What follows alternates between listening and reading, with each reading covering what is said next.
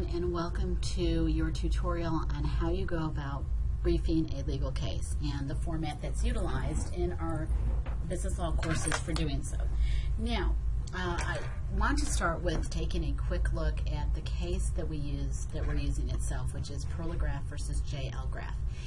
And I'm using this case not because it has any substance with regard to the course itself, but because it's such a short case. So it's an easy case for everybody to read and understand, and that's why I use this one as opposed to a more difficult case within the course and for this tutorial. So now with that in mind, I'm going to now go to the brief format. Now understand that there is a specific format that's used, and the format involves facts, issue, holding, law, and rationale, and your rationale is your reasoning section. So these 5 sections that I just highlighted are all going to be included in any case briefs that you prepare for your business law courses.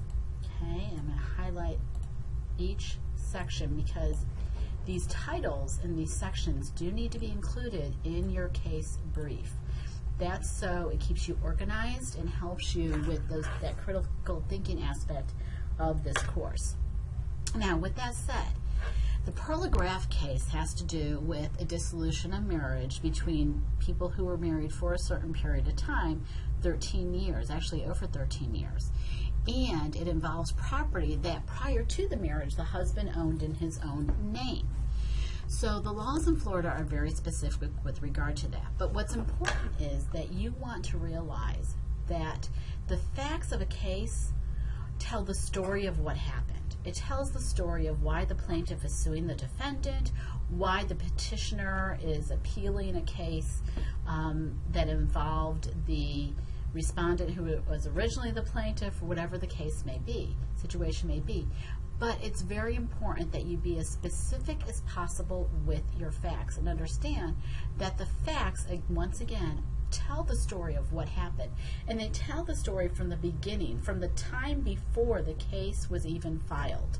And a good thing to note is that facts need to be supported by evidence. If you can't support a fact by evidence, then it's not a fact. It may be somebody's opinion on something. It may be case procedural history, what we call the procedural history. In other words, how the case got from the trial court to the appellate court, or what happened during the course of the trial at the trial level. But it's not the facts, which are the facts or the meat of the case. What circumstances took place, what caused the plaintiff to want to sue the defendant to begin with. And then on top of that, what facts are important for the issue that has to be resolved, and we'll get to that in a minute. So when you talk about the facts, you want to make sure you're specific. Don't generalize your facts. In other words, don't say that the parties were married for a long period of time. That doesn't tell the court what it needs to know, which is, or your reader, well, how long is a long period of time? You know, in some people's minds, 5 years might be a long period of time, and others, 25 years might be. So you need to be specific. The parties were married for over 13 years. We need a time frame. We need to know. Prior to the marriage, one of the spouses had the home purchased solely in that spouse's name. Okay, again, we're generalizing, we're not being specific. So you have to be specific. Well, which spouse was it, in whose name, and for how long? So the parties were married for over 13 years, but prior to the marriage, the husband purchased a home solely in his name.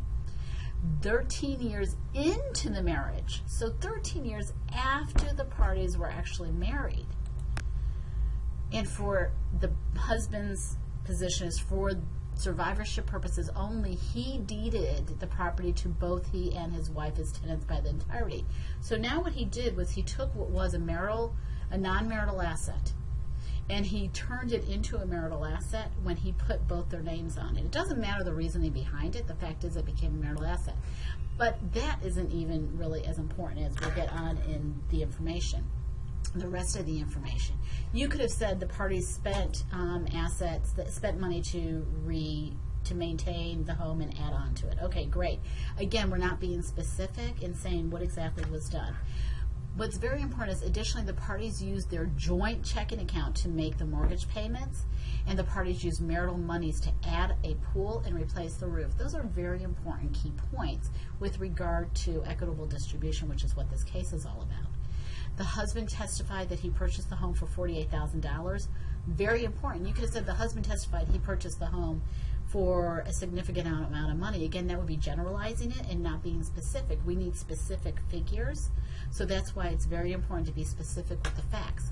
The husband testified that he purchased the home for $48,000 prior to the marriage, and that at the time of the divorce, the home's value was between $100,000 and $110,000.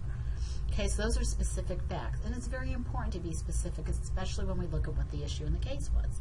And the issue in this case was whether the increased value of the marital home was a marital asset, and therefore whether the wife was entitled to equitable distribution of that value. Now, I want you to realize that this term whether, always use that when you're creating your issues, because what it does is it takes an affirmative statement or a negative statement and it turns it into a question. If you said that, if you had the statement, the increased value of the marital home was a marital asset, blah, blah, blah, blah, that's an affirmative statement. It's not a question. But when we put the term whether in front of it, whether the increased value of the marital home was a marital asset and blah, blah, blah, now what we have is we have a question. We have a legal question that the court has to decide just by using that term whether, W-H-E-T-H-E-R. So that's very, very important to note, and always you want to include that with regard to your issues. And now what we have is we have actually stated the issue in the case, because the issue is always going to be the legal question that the court has to decide. What is that question? Sometimes there's more than one issue in a case, but this is a short case and there's just one issue. So then we get down to our holding. Your holding is always the decision the court made with regard to the issue. How did the court answer the question that it had to determine? And your holding is always going to be your direct answer to that issue. It's not going to be reverse remanded.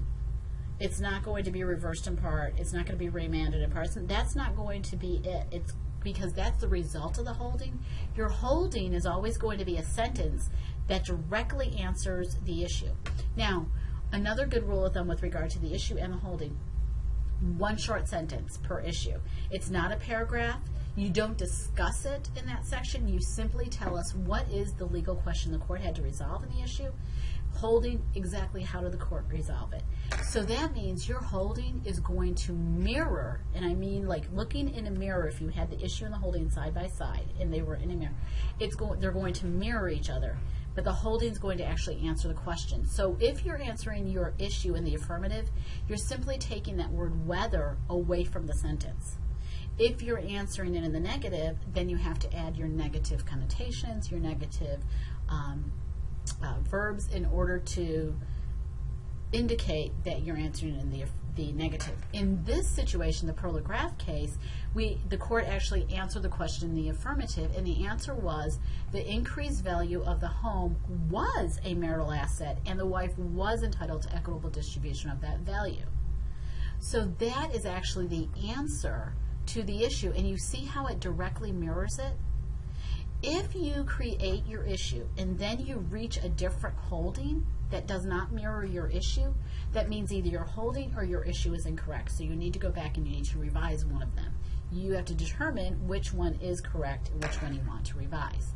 Now, the law is very important. I will say that in the Pearl Graf case, it does not state the law, but the law for this case was Section 6107 regarding equitable distribution of marital assets and liabilities. So that was the law that's being used for that particular case, even though it wasn't actually stated. Generally, the law will be stated in the form of a case or the statute that's being used by the court.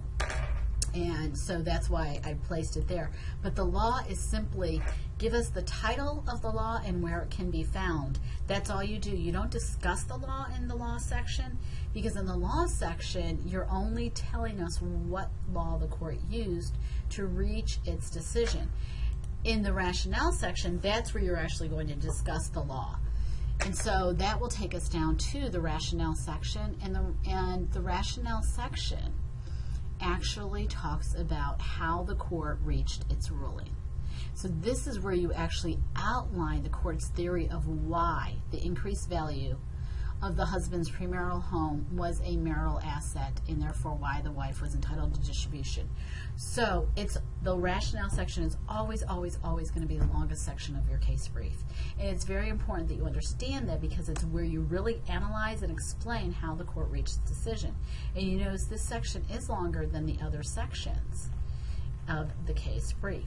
So if you look at it, you've got the court held in favor of the former wife, using section 6107 concerning equitable distribution of marital assets, and finding that the increased value, so you can always start with your holding, okay, and reiterate your holding, but then you have to explain the law and you have to explain the holding. Okay, so pursuant to section 6107, the court was required to begin with the understanding that a non-marital asset is to be set apart to a spouse who held the asset prior to the marriage. However, in this case, the former husband added the former wife to the marital home title, thus making the marital home a joint asset for distribution purposes. But in addition to that, even if it had not done that, the value would be there. Thus, the court must then, pursuant to 61075, divide the equitable value of the property equally, unless there is reason to do otherwise. So in this case, the former husband attempted to argue the asset should still be treated differently because he only placed the former wife's name on the title in the event of his demise. Even if the court were to use that argument, the law still entitles the former wife to equitable distribution. It doesn't matter why, because the increased value of the asset was based on the joint efforts of both spouses.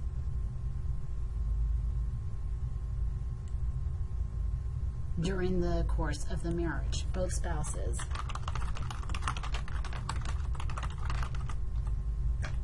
In making its finding, the court had to look at the facts that the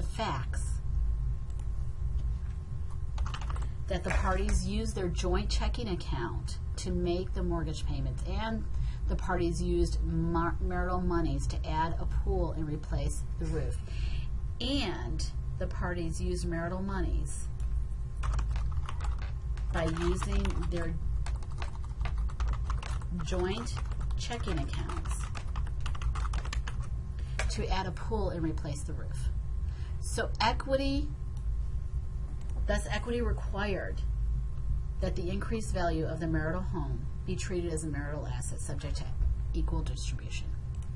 Okay, so that's how the court had to look at this. And this is this is brief, because we could have gone into even more detail regarding each of this, but I made it a little more brief so it wouldn't be quite as overwhelming for students. So that is how you would look at this. And I want you to note what we do is we start with a holding, and then we discuss the law, and then we discuss how the facts do apply to the law in this particular instance. And by doing so, we're explaining why the court really had no choice but to reach the decision that it reached.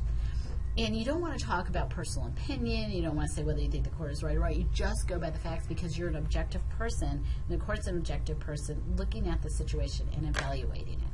So that's how you actually go about using the case brief format for your case brief writing assignments.